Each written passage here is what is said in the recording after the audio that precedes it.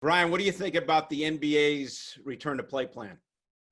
Well, a few things. One, I think it's way too many teams. A lot of these teams have no chance of making the playoffs. Like, what are the Washington Wizards doing there? And I know, like, the first 8 games are going to be quote unquote preseason games, guys gearing up for the playoffs. But I think the biggest concern I have is, what is that magical number in which the NBA calls it off? If we all think that this bubble is going to make it where 0 guys get the coronavirus, I think we're sadly mistaken. This thing is transmitted so easily. So is it 50 guys? Is it 30 guys? Is it 5 guys on a team? At what point does Adam Silver have this tough decision to make? Or no matter what happens, do they plow through? So those are my big concerns about this idea that we're going to go down there and sort of avoid the coronavirus. Yeah, I agree with you on the team, on the amount of teams. You'd want to keep that as limited as possible. And also what you're seeing, like, look at the Nets right now and the amount of players that they're not going to have to be able to play. And we're not sure even about Spencer Dinwiddie at this point. Like, they were one of the top 8 teams, but still, now where they are and other teams that know they don't have a chance, this should have been limited, in my opinion. But life in the bubble, to me, Scal, the longer teams stay there, the harder it's going to be to adhere to some of the restrictions. You think so?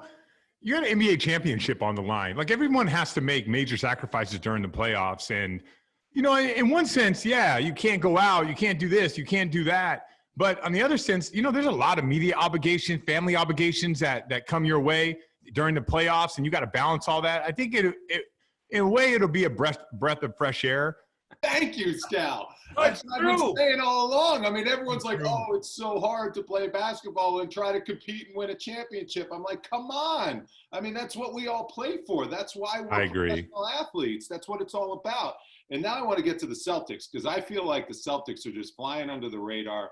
I feel like they could really make a run in this bubble situation with Brad Stevens at the helm. I think he's going to be a great coach to kind of bring this team together, and I love the chemistry that this team has and the guys that the Celtics have on this team. What do you think their chances are to pull it off and win the championship? So I'm with you, Wally. The only thing that it's hard to understand is if they open up against Philly, which I don't like, who knows who's going to win these regular season games, right? But right now they're slated to open up against Philly, play Toronto in the second round, then play Milwaukee in the conference finals to go to the finals. So, like, I agree. I think the key to the bubble is to have depth. They got Kemba Walker, Jason Tatum, Gordon Hayward, Jaylen Brown. You got Smart coming off the bench. They got a bunch of guys, but man, that's a tough battle. And the one team that really scares me, Wally, what team is going to show up in Philadelphia? The 29-2 home team, or like the lottery top 5 worst team in the NBA on the road? So I don't even know what to expect from that team. I do know this, and you know this as well. When you're in pickup games in the summertime, the guys who are physically dominant, those guys are hard to stop. And think about you. How long will it take you to get your game back? Yeah. A shooter, a guy who does step backs and stuff like that. I think that might take a while. The physically dominant guys that get downhill, go into the basket, Embiid posting up, I think those guys are going to be dangerous. So, yeah, I like what you're saying about the Celtics. It's just a really hard road, and I think Toronto is also under the radar team. Brian, more specifically, right now, Boston 3rd overall. They got the 8 games as we're talking about until the playoffs begin. How important do you think it is for them to at least hold on to that 3rd spot overall in the conference? I mean, I don't know if it matters. I think the best thing you can possibly do is try to avoid Philadelphia. But I think all the teams down there will look at it like this. What do we need to do? And remember, they have sports scientists and all that kind of stuff. What do we need to do to be playing on game number 9? And I think that's what everyone's going to focus on. Every team is going to be a little bit different. My guess is what they'll do, Kemba Walker, one game will play 35, 36, 37 minutes. Then Jason Tatum will play 35, 36, 37. They'll get these guys ready. So each one has like a big minute game under their belt, but they won't run all these guys on the same day. It'll look very similar to preseason.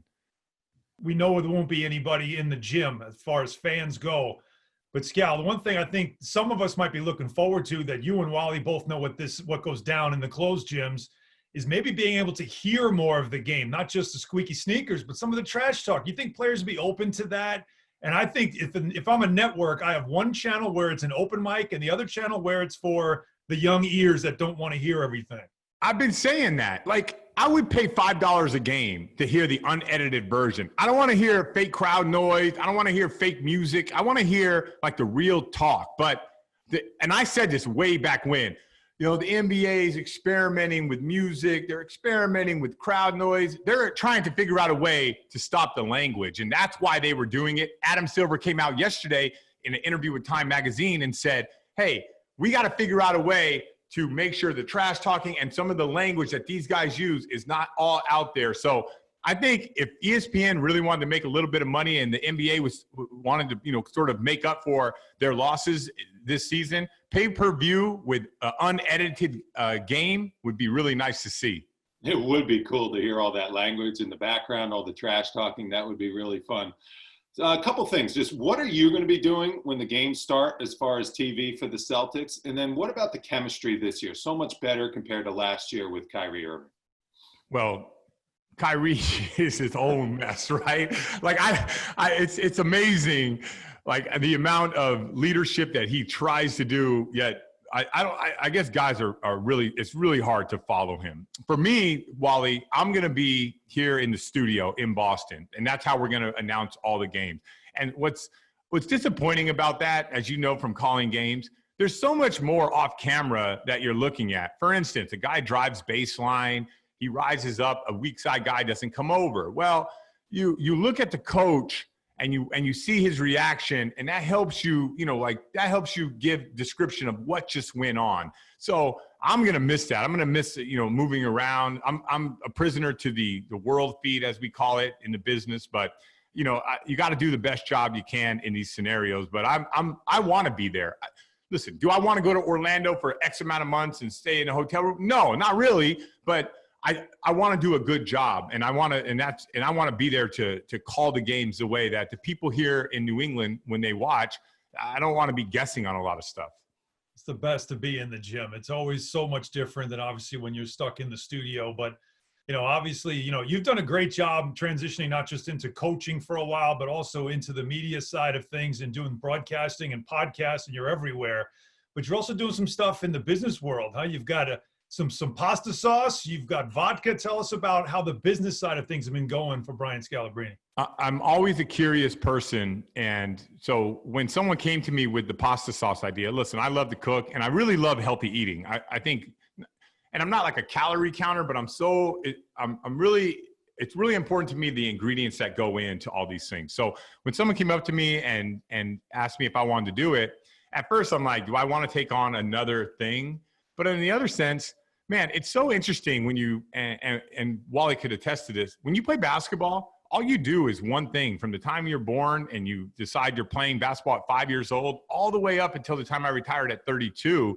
I didn't do anything else. I just focused on that. So it's really interesting to see how other people make money in this world, how other people do business. Like I didn't know at a grocery store, when you walk in there, they don't care what sells. What they do care about is renting that space. And so, I have to be a guy that goes in there and negotiates my space. And if I do an appearance, I can get that, get a lower price on that space. So there's just a different area of business that I'm looking to get into. And as far as the vodka, who doesn't want to be in the alcohol business? You can have the shot girls running around. You could throw a party. It's like, that's a good business to be in. The pasta sauce is more of a grinding business you have to be in. Get some of that vodka up here, okay, Let's Brian? go. We got vodka gimlet boy Bill Pito over there. No, Wally would love this on the golf course, man. It's just ready to drink. It's 17% alcohol, so when you drink, it's just one and done. That's easy. What's it called again? Like hard tea? It's called Scal's Vodka Lemonade.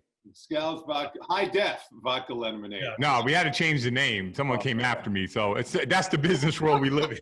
I love it. That's what High def was a good name, and then somebody said, "No, already taken. Sorry, Scal."